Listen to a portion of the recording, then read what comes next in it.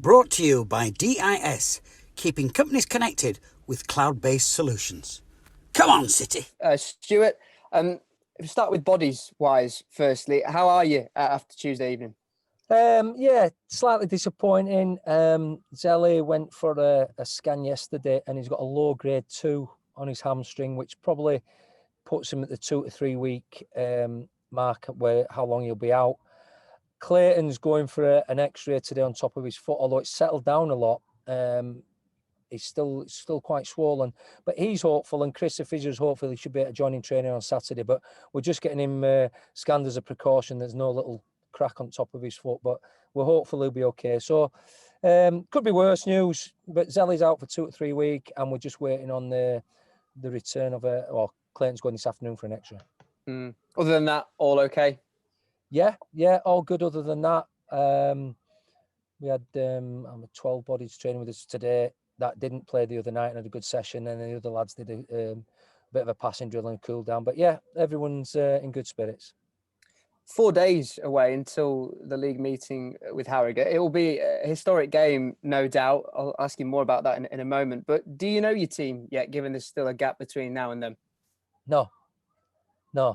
Funny enough, we were talking about this morning, which is a good thing.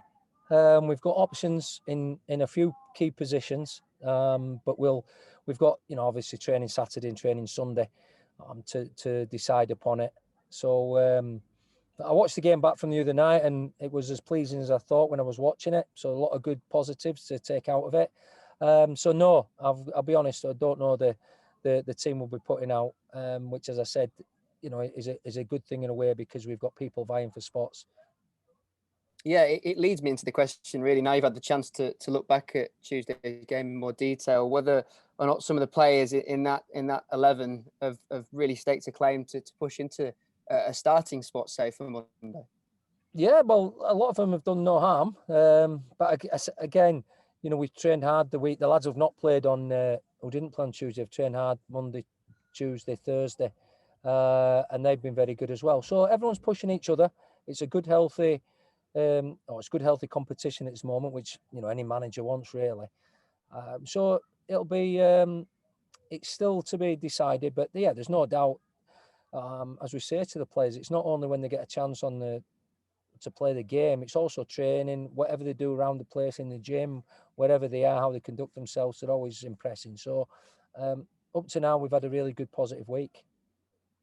How do you size up Harrogate then as opponents? What have you made of them thus far? Yeah, very good. I went to watch the game last Saturday at Bolton, and certainly didn't deserve to lose a game. In fact, over the piece, they probably could have won it. Good football inside. I think what they've got there in Simon and Paul Thurlow as his assistant, who I'd know well from Sheffield United. Two guys who have done a fantastic job there and brought the team up. I've been living in and around Harrogate on and off for the last 20 odd years, and I've seen the emergence of the football club as a whole. But they've managed to get a good winning mentality. They've got a lot of the same, although they've added 4 or 5 people, or maybe more than that, in the squad. They've got lads who have been there for 3 or 4 years now, who have been used to winning football games. And going by, obviously, the game last Saturday, they played some good football. They've got options up front. John Stead came off the bench the other night and actually played in the game on Tuesday night. So, yeah, it's a game I'm really looking forward to, naturally. But it's one that, we know, how to get more than a good side. What have you made of their story and their progression? Fantastic. Yeah, brilliant. I think, it had to be done, obviously, losing the artificial service and getting a new grass one, which might cost the club money in other revenues, because I've taken my grandkids down there to play, to do football, coaching schools and things like that. So I certainly know they got a lot of revenue through that, being a 4G or an Astro, whatever it is nowadays. Hence, a lot of clubs in Scotland go that way. I think Hamilton, Livingston, Kilmarnock, because it brings revenue in throughout the week. So that's one thing they'll miss out on, but I'm sure they'll be happy to forego that, having got themselves into the Football League. It feels like they're on this real momentum at the moment, and you sometimes see when teams are promoted, they continue that momentum through. Do you think it's been somewhat aided by the fact that we've we've had not really a pre-season as such, a shorter pre-season from their playoff final into the start of this season. They've carried that momentum through. Yeah, they've certainly carried it through. Obviously, the opening day, they went and won at Southend 4-0, didn't they? I think they beat Tranmere in the first round of the Cup on penalties at Tranmere. So they got off to a really good start, which helps confidence-wise. As I say, they've had a couple of draws, I think Port Vale. But against, I think that was the first defeat last week against Bolton. And as I said, for the entire game, myself and Kenny were there. Certainly didn't deserve to lose a game. So yeah, I'm pleased for them as a town, as a football club. As I say, I know the management reasonably well, and they've got the just rewards for doing such a really good job. There's quite a bit of interest surrounding this league meeting between you both, given it's the Yorkshire derby, given it's the first time that you'll have met in a league environment. It's quite incredible when you look at the club's histories and you compare them, yet they meet on the same field on Monday. When you compare the two, it is quite an incredible comparison, isn't it? Yeah, I think Simon, the manager, was making the point last week when they were playing Bolton, exactly the same. And, it's probably the same self as self, how many years ago we were in the Premier League, and Harrogate were, many divisions below. So it's great credit to them where they are now. And they're certainly not just there to make the numbers up. I think they'll have a real positive mindset to finish in the top half of the table. And from what I've seen up to now, I don't see any reason why they won't be, certainly in the top half. We spoke to Harry Pritchard earlier. It is tinged with disappointment somewhat, and he alluded to that, given that this was going to be one of the games that will have been welcoming the fans back. And it's one of those fixtures, isn't it, that would have drawn the fans in numbers, and it would have just had that extra buzz around it. Yeah, it would. Unfortunately, we know that's not to be the case, but this was one of the games, or the game put down as maybe the one that we were going to let fans in, but it's not to be, unfortunately. Added bonus, I suppose it's live on TV, although I'm sure the radio will still give good commentary. Quite right. But no, it's a game I'm sure both sides are looking forward to. In terms of the petition and just keeping with the fans, have you seen that petition? I was going to ask you about it on Tuesday, but when we get a chance to do so. But what have you made of that movement? I'm glad you didn't ask me on Tuesday because I wouldn't have had a clue what you're on about. Yeah, I mean, I don't know what was it up to 100,000 on Tuesday. I don't know what it's at now, but I don't know enough about it, if I'm honest. But you only have to switch on the telly this morning. The people in the pubs and the restaurants are, claiming they're as safe a place as anywhere to go, and that should be getting opened. Obviously, as a sport and as a football and as for a business, we want, the clubs need fans back in. But as I said, you can go through lots of walks of life that needs the public to be going in and spending money. But we just need to see this rise in cases going the opposite way, going down, before we can start getting them in, I suppose.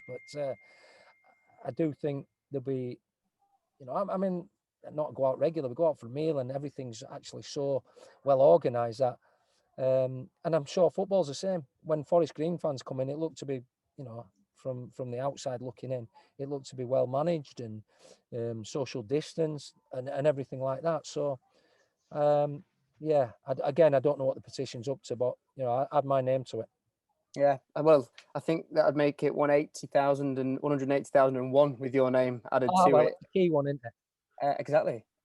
Do you think it will make a difference, though, realistically? I mean, we see a lot of these petitions come around and they do at least get debated in Parliament, but do you think realistically it will actually make a difference? I don't know, but I do know, certainly listening to the government over the last few months, there has been a sway trying to get, sport up and running as quickly as possible, and probably quicker than we first thought, getting the league season up and running from where we were, to get people back training and then playing, and then to get the initial, teams that had fans in.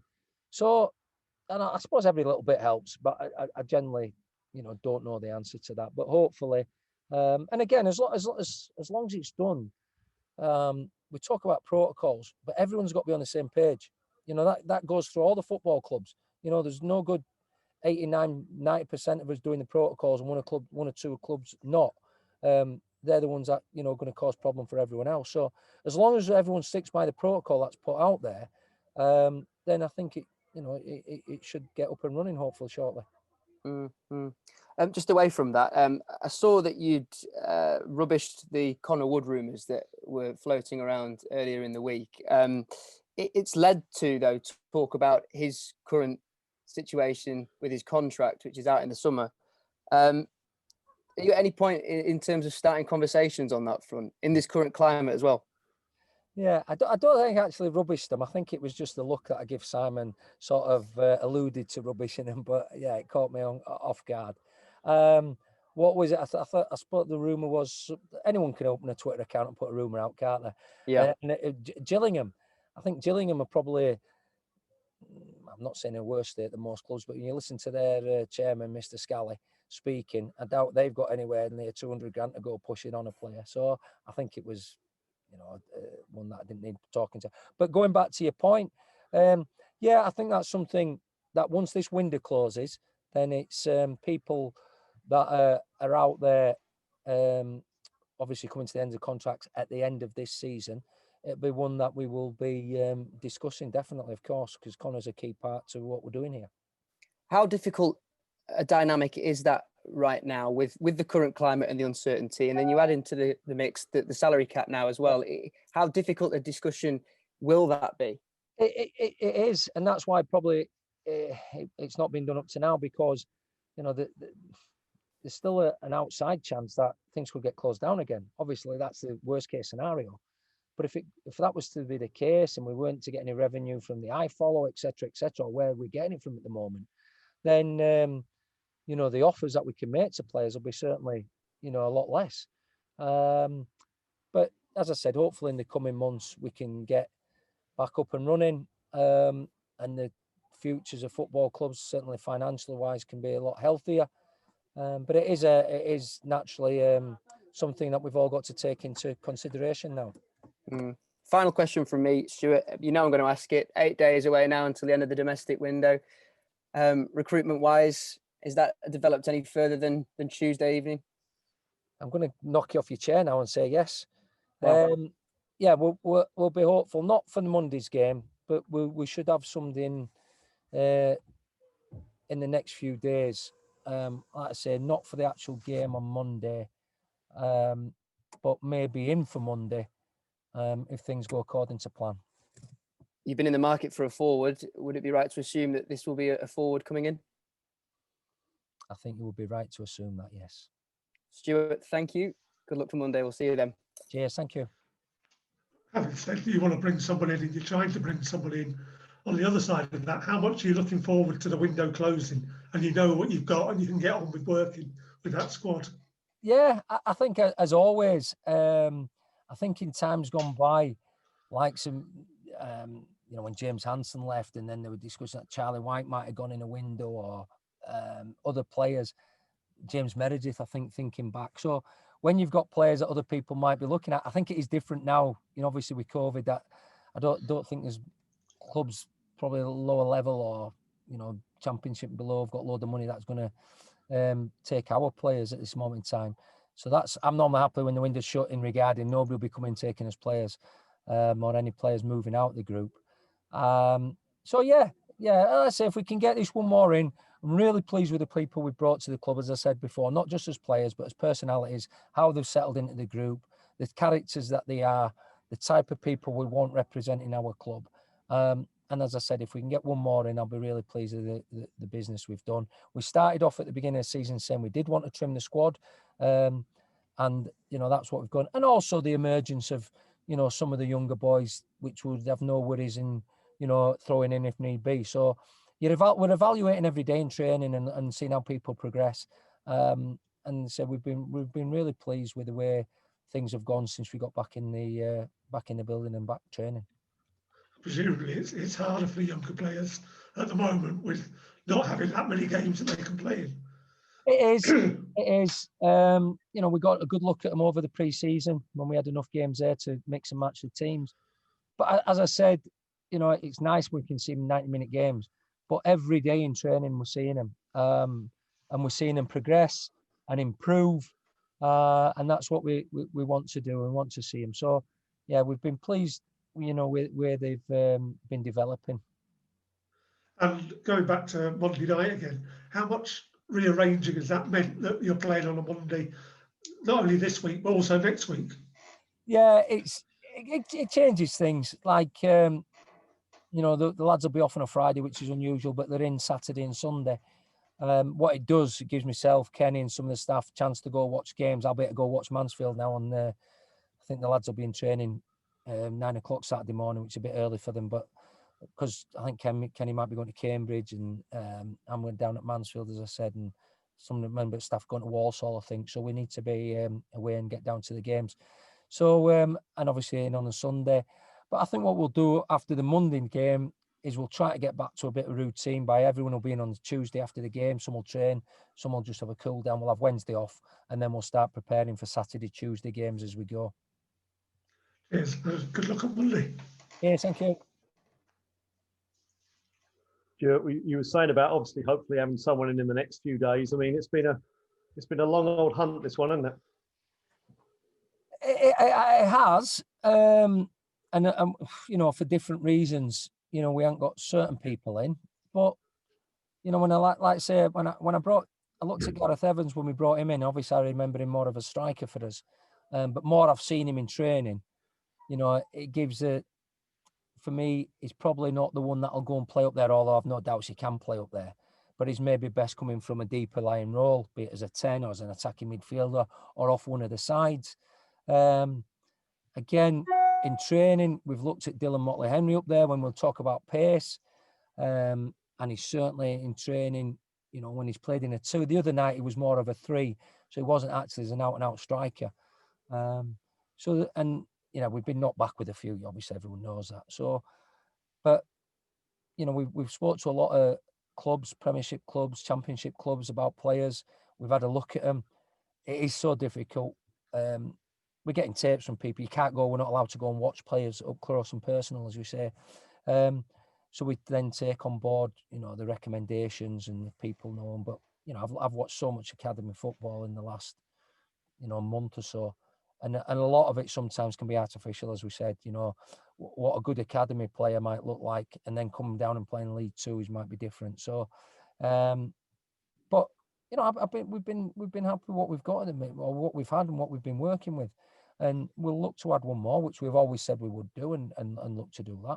And I'm confident we'll do that in the coming days. Has this been a very different window for you from previous ones because of the way things have unravelled and the season's been put on hold and the way it's sort of drifted into October as it has and what have you? Yeah, probably. But I think early on, the targets we wanted, obviously we needed to strengthen midfield. Looking back before we came back to the first day training, it looked like we had 4 centre forwards. And then we had a lot of centre halves, 3 left backs maybe, and centre midfield, and we wanted to play was the area. And as I said, with the players that we've brought in there, I've been, more than happy with them. They all give something different. Clarkie's experience and nous and intelligence. Elliot Watts, I think game by game is getting better. Levi, although the fans have not seen a great deal of him, we see it day in, day out in training. We know we're getting from him. Bringing Cookie back in. So, yeah, the area we needed to strengthen ideally. And then a lot of the time in our thoughts when we come back, we were going to play with wing backs, but attacking wing backs. So, Dylan Motley-Henry could definitely do that job. Levi could do it. Tyler then emerged that he could certainly do it and do it well. So as everyone's saying, we needed a right back. But yeah, we've gone now and got one. Although Bryce is an attacking right back, which, we need. We prefer, somebody that can play down the side if we go to wing backs. So all in all, I think the only last piece of the jigsaw would be to add, a striker, and possibly, although we're not urgently looking, maybe a number 3 goalkeeper, a younger one, just to certainly be in and around training as well. Training with 2 goalkeepers all the time. If anyone got a little injured, we can't do his proper training. So, been delighted with Sam. He's really pushing Richard now. But I don't know if anything will crop up on that thing as not a loanee, but a younger one that could come in and train. But the main area, obviously, as we know, is up top. And it obviously will be a loan, yeah. Yes. Well, we hope so if it goes through, yeah. All being well, yeah. And going forward to Monday's game, I mean, as you say, you've been a sort of a local resident around Harrogate for many years. I mean, have you been down there much to watch games down the years? A couple. I've taken a couple in. But you know, for Harrogate's sake, I remember going back years ago when I came back down from Scotland, and they've got obviously the big open space there called the Stray at Harrogate, and the number of Leeds United tops you used to see, you know what I mean, was and then when we managed to play in the Premier League, it was great to walk out there and there were as many Bradford City tops. And now for the folk of Harrogate, you go down there and there's more Harrogate tops than anything. So for the town, it's been great for them, and you know they've worked hard. Obviously the family, the Weaver family, obviously Simon's dad's backed it, and financially they've been backed well. But I think it's a great story, and I'm really pleased. It's a good place, and they've thoroughly deserved to be where they are now in league football. And obviously, as you say, when you've got a manager there like Simon's been there, got 9.5 years. I mean, just imagine that. You know, you can put your roots down and really sort of mould the club as you want, can't you? Exactly, and I think that's what they've done. They've done it really well. You know, ably assisted, as I said, with Paul Furwell, who I worked with at Sheffield United. And we were in contact with them over the seasons. You know, they've taken a few of our loan players. We've played in pre-season games. And as I said, you know, the one downside for them is maybe they have to dig up the Astro. But, you know, for being in league football, they'll hopefully have a lovely grass surface by the time it'll all bedded in by the time we go play them. And did you ever imagine all these years ago that you'd end up managing a team against Harrogate in the Football League? No, yeah, I would never have thought that, no. But as I said, full credit to them. So hopefully I'll be managing them and beating them. That'd be nice. But no, I've got full respect. And as I said, going to watch them on Saturday, you know, they were a good, you can tell they're a together bunch who've had a lot of success recently. And they've got a winning mentality. And it's a game we're naturally looking forward to. Cheers, Stuart. Thank you. Cheers. Thank Hello, you. Stuart. Are you well? Hi, Leon. Good, thank Hello. you. Just got a couple, mate. I know it's been a long one.